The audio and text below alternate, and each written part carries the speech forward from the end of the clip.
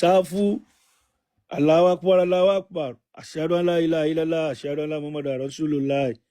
Ayal al-falat, ayal al-salat, qad qamati salat, qad qamati salat. Allahu akbar, Allahu akbar. Allahu akbar, la ilaha illallah, la ilaha illallah. Muhammadan rasulullah sallallahu alaihi wasallam. Allahu ni alájùlọ. Allahu alákòóbá. Allahu ni alájùlọ. Allahu Mo jẹ́rìí aláṣiṣẹ́. pé kò sẹ́nìkan tí ó tọ́ láti jọ́sìn àyàfi Allah.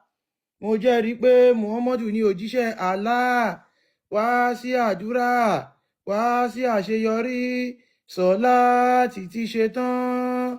Allahu ni alájùlọ. Kò sẹ́nìkan tí ìjọ́sìn tọ́ sí àyàfi ṣìgìdì Allah. Allahu ni alájùlọ. Allahu alágbákò. Ní orúkọ Allahu aláàánú, aláàánú jùlọ. Gbogbo ọpẹ́ ẹ̀yìn jẹ́ ti Allahu, olúwa gbogbo ẹ̀dá. Aláàánú, aláàánú jùlọ.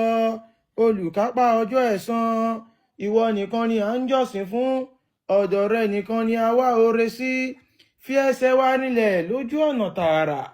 Ọ̀nà àwọn tí o ṣe ìdẹ̀ra fún, yàtọ̀ sí àwọn ẹni ìbínú àti àwọn olùṣìnà, ìyẹn àwọn Christian àti Jew. Allah ṣépè ń bẹ̀ yẹn. Àmì ẹmọdé tí o. Quran 2 verse 191. Ẹ pa wọ́n níbikíbi tí ọwọ́ yín bá ti bà wọ́n. Láìsí látẹ́ndà. Lé wọn jáde kúrò níbi tí wọ́n ti lé yín jáde. Ìfòòró le ju pípa lọ. Ẹ má ṣe bá wọn jagun ní mọ́sálásí haram àfìgbà tí wọ́n bá ń bá yín jà nínú rẹ̀. Nítorí náà, tí wọ́n bá jà yín lógun, ẹ jà wọ́n lógun. Báyẹn ni ẹ̀san àwọn aláìgbàgbọ́. Quran 8 verse 67. Kò yẹ fún ànábì kan láti ní ẹrù ogun títí ọwọ́ rẹ̀ máa fi bá àwọn ọ̀tá rẹ̀ lórí ilẹ̀ dáadáa ní ti pípa. Ànábì jalè ń bẹ̀ yẹn. Ẹ̀yin ń fẹ́ ìgbádùn ayé, Allahu sì ń fẹ́ tọ̀run. Allahu sì ni alágbára, ọlọ́gbọ́n. Quran 9 verse 14. Ẹ jà wọ́n lógun, Allahu yóò jẹ wọ́n níyà láti ọwọ́ yín. Ó máa yẹpẹrẹ wọn, ó máa ràn yín lọ́wọ́ lórí wọn, ó sì máa wọ ọkàn ìjọ onígbàgbọ́ òdodo sàn.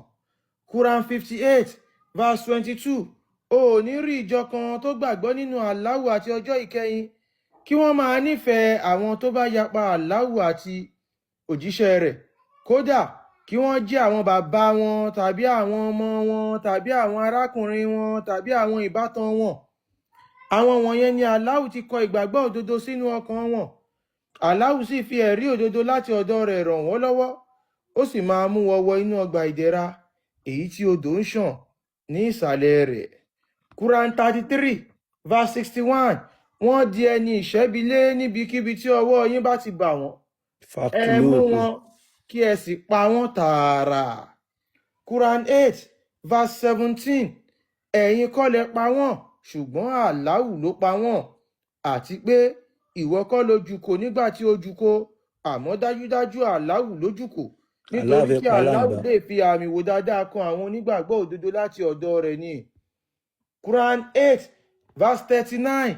Ẹ jà wọ́n lógun títí kò fi ní sí ìfòòró ìbọ̀rìṣà mọ́. Gbogbo ẹ̀sìn yóò sì jẹ́ ti Allahu pátápátá. Nítorí náà, tí wọ́n bá jáwọ́ nínú àìgbàgbọ́, dájúdájú Allahu ni olùríran nípa ohun tí wọ́n ń ṣe níṣẹ́. Quran 2 verse 216. A ti ṣe ogun ẹ̀sìn ní ọ̀ranyàn lé yín lórí. Ohun ìkórìíra sì ni fún yín. Ó sì lè jẹ́ pé ẹ kórìíra kinní kan kí ohun náà sì jẹ́ oore fún yín. Ó sì tún lè jẹ́ pé ẹ nífẹ̀ẹ́ sí kinní kan kí ohun náà sì jẹ́ aburú fún yín. Allahu nímọ̀, ẹ̀yin kò sì nímọ̀. Quran 47 verse 4. Nítorí náà, nígbà tí ẹ bá pàdé àwọn tó ṣàìgbàgbọ́, ẹ máa bẹ́ wọn lọ́rùn nìṣó títí di ìgbà tí ẹ máa fi rí wọn pa dáadáa. Ẹ lè dè wọ́n mọ́lẹ̀ sórí ìgbèkùn. Lẹ́yìn náà, ẹ lè tú wọn sílẹ̀ ní ọ̀fẹ́ tàbí kí ẹ gba owó ìtúsílẹ̀ tí à ń pè ní ransom. Ebi ń pa Allah. Títí kò fi ní sí ogun ẹ̀sìn mọ́.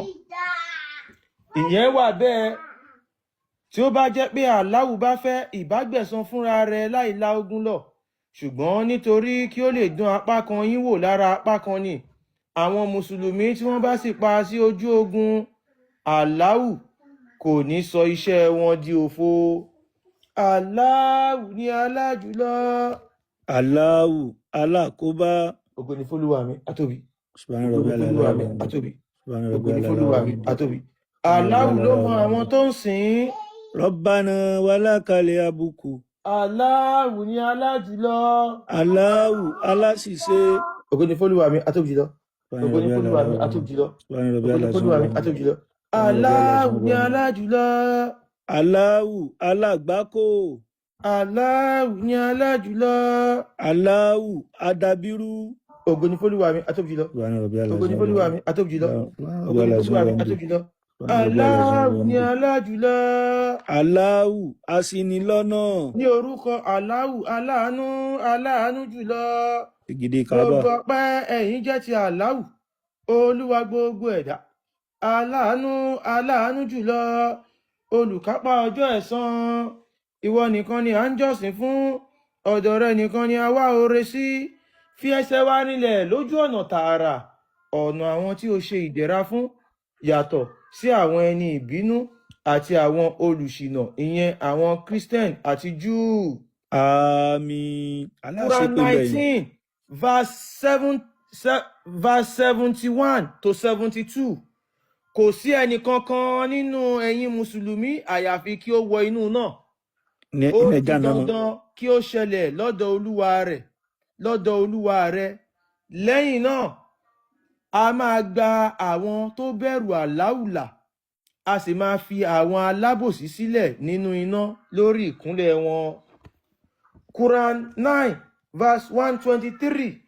Ẹ̀yin tí ẹ gbàgbọ́ ní òdodo, ẹ gbógun ti àwọn tó súnmọ́ yín nínú àwọn aláìgbàgbọ́. Ẹ jẹ́ kí wọ́n rí ilé koko lára yín. Ẹ máa kanra mọ́ wọn. Kí ẹ sì mọ̀ pé dájúdájú Allahu wà pẹ̀lú àwọn olùbẹ̀rù rẹ̀.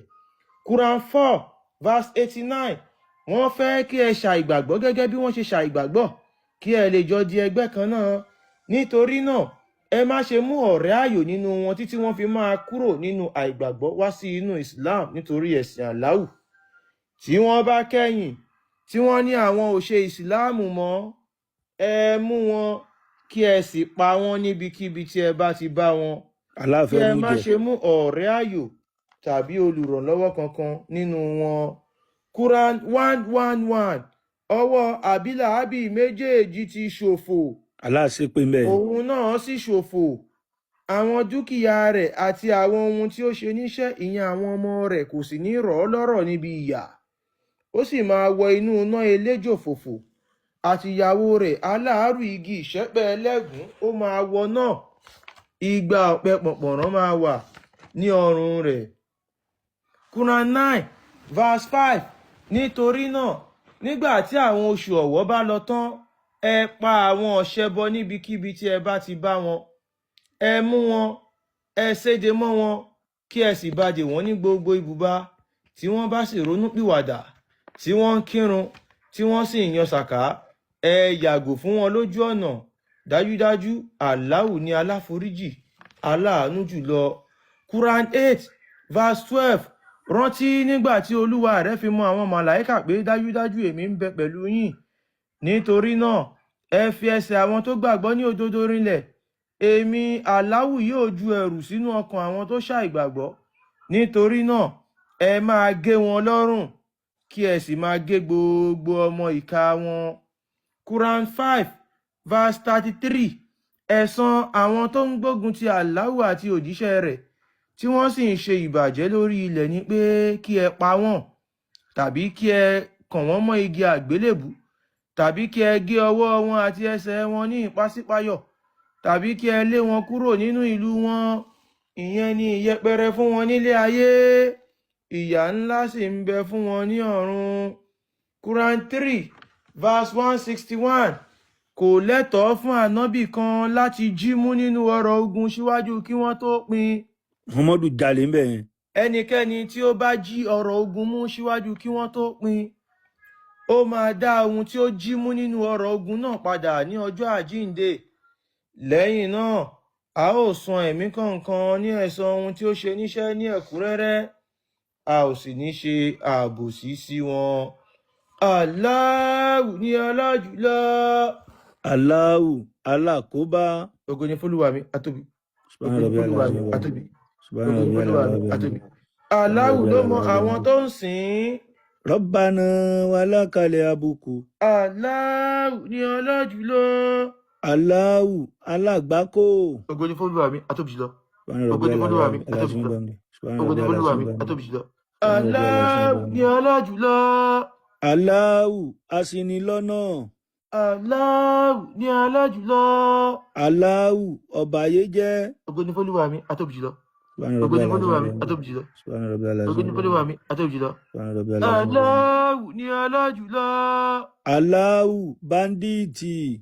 Ìkíni, àdúrà àti ohun rere jẹ́ ti Allah. Àtàhíyátùlíláì. Ìdẹ̀ra fún ọ ìwọ ànábì. Àsákìyátùlíláì. Àti àánú Allah àti ìbùkún rẹ̀. Àtọ́yìbátù sálàwátùlíláì. Ìdẹ̀ra fún wa àti àwọn ìránṣẹ́ Allah. Assalamu alayka. Mo jẹ́rìí pé kò sí kinní kan àyàfi ṣìgìdì Allah. Ayọ́ ànàbí. Àti pé mo jẹ́rìí pé Muhammadu ni ìránṣẹ́ àti òjíṣẹ́ Allahu. Wa ala libadillahi salihina. Àlàáfíà fún yín. Assalamu alaikum wa rahmatullahi. Àlàáfíà fún yín. Assalamu alaikum wa rahmatullahi.